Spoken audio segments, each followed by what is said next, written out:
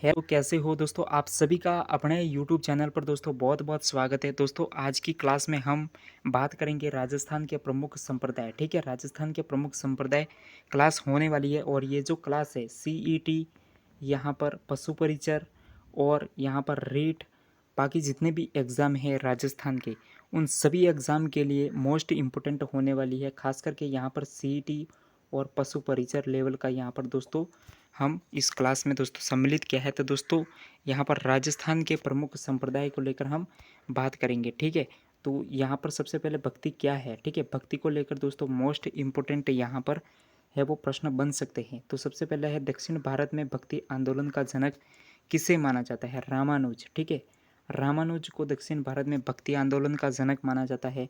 तो भक्ति आंदोलन का यहाँ पर दोस्तों उत्तर भारत में भक्ति जनक किसे माना जाता है? रामानंद। ठीक है, दो प्रश्न आपके लिए तैयार हो गए। कैसे? उत्तर भारत में भक्ति जनक किसे माना जाता है? रामानंद। दक्षिण भारत में भक्ति आंदोलन का जनक किसे माना जाता है? रामानुज। ठीक है, ईश्वर की उपासना और मोक्ष प्राप्ति। भक्ति क्या है दोस्तों? ईश्वर की उपासना और मोक्ष की प्राप्ति।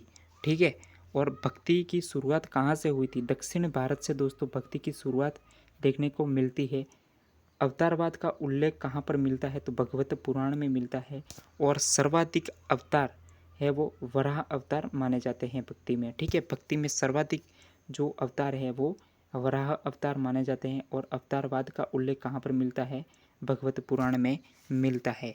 ठीक है, भक्ति में एक नैनार हुआ और एक हुआ दोस्तों आलवार। ठीक है, यहाँ पर जो नैनार है ये शैव धर्म उपासक है। सीधा सा प्रश्न बनता है कि नैनार किसके उपासक है? शैव धर्म के उपासक है। और इसमें संत कितने हुए? 63 संत हुए। ठीक है, और भक्ति का आलवार देखें तो यहाँ पर दोस्तों विष्णु धर्म अनुयायी है। ठीक है, और 12 संत आलवार में है। ठीक है, ये विष्णु धर्म के अनुयायी है। मोस्ट इम्पोर्टेंट सीधा प्रश्न बन जाता है, आलवार किसके अनुयायी है? तो विष्णु धर्म के यहाँ पर दोस्तों हो जाएंगे। ठीक है, भक्ति का आदि गुरु किसे कहा जाता है? शंकराचार्य को भक्ति का आदि गुरु माना जाता है। भक्ति यहाँ पर भक्ति के प्रकार कितने हैं? तो दोस्तों सगुण भक्ति और निर्गुण भक्ति। ठीक है, भक्ति के कितने प्रकार है? सगुण भक्ति और निर्गुण भक्ति। ठीक है, तो यहाँ पर भक्ति को लेकर दोस्तों जितने भी यहाँ पर दोस्तों फैक्ट बन रहे थे वो दोस्तों हमने आपको बता दिए कि यहाँ पर उत्तर भारत में भक्ति जनक रामानंद को माना जाता है। दक्षिण भारत में भक्ति आंदोलन का जनक रामानुज को माना जाता है। ईश्वर की उपासना और मोक्ष की प्राप्ति भक्ति है। ठीक है, और भक्ति की शुरुआत दक्षिण भारत से मानी जाती है। और भक्ति का आदि गुरु किसे माना जाता है? शंकराचार्य को माना जाता है। आगे देखते हैं दोस्तों। ठीक है, तो आगे है अपना दक्षिण भारत की मीरा किसे कहा जाता है? दक्षिण भारत की मीरा आंडाल को कहा जाता है। ठीक है, उसके बाद में मारवाड़ की मीरा, मारवाड़ की मीरा किसे कहा जाता है? रूपा दे।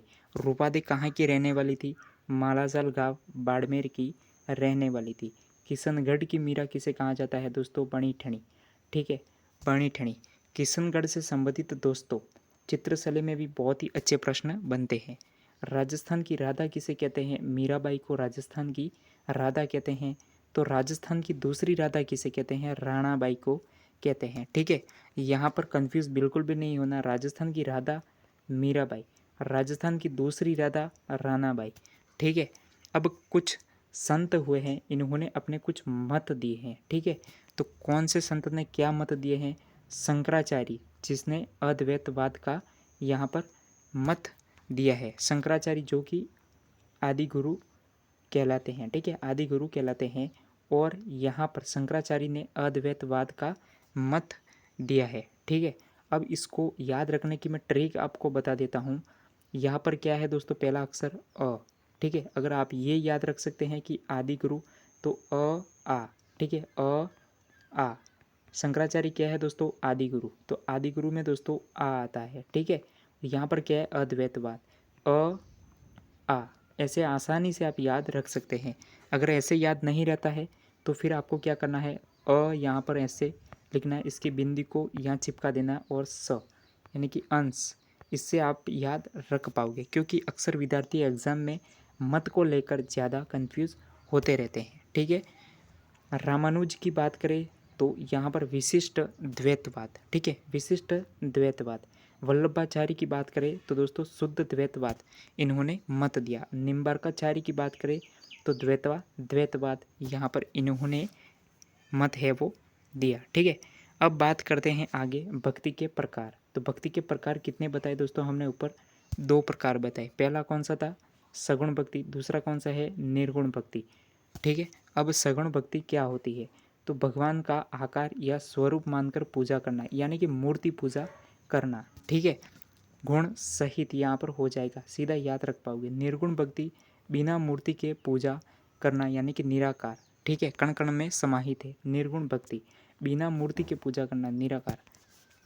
राजस्थान का एकमात्र संप्रदाय चरणदासी संप्रदाय जो ईश्वर की उपासना निर्गुण और सगुण दोनों रूप में करता है। प्रश्न मोस्ट इम्पोर्टेंट बनेगा कि राजस्थान का वह कौन सा संप्रदाय है जो ईश्वर की उपासना निर्गुण और सगुण दोनों रूप में करता है? चरणदासी संप्रदाय। ठीक है, आगे देखते हैं अपना सगुण भक्ति। ठीक है, सगुण भक्ति।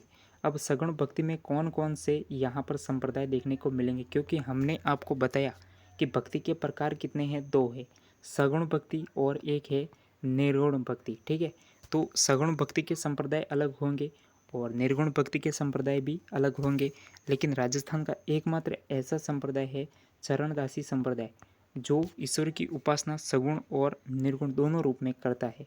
तो सगुण भक्ति एक, इसके लिए आपको संप्रदाय याद करने के लिए दोस्तों ट्रिक को याद करना पड़ेगा। नानी घोड़ा है नी सेब खाते हैं, नानी घोड़ा है नी सेब खाते हैं। यहाँ पर जो रेड लाइन से जो हाईलाइट किया गया है ये दोस्तों साइलेंट रहेगा। ठीक है, तो ना से नाथ संप्रदाय, नी से निम्बार्क संप्रदाय, गो से गौड़ीय संप्रदाय।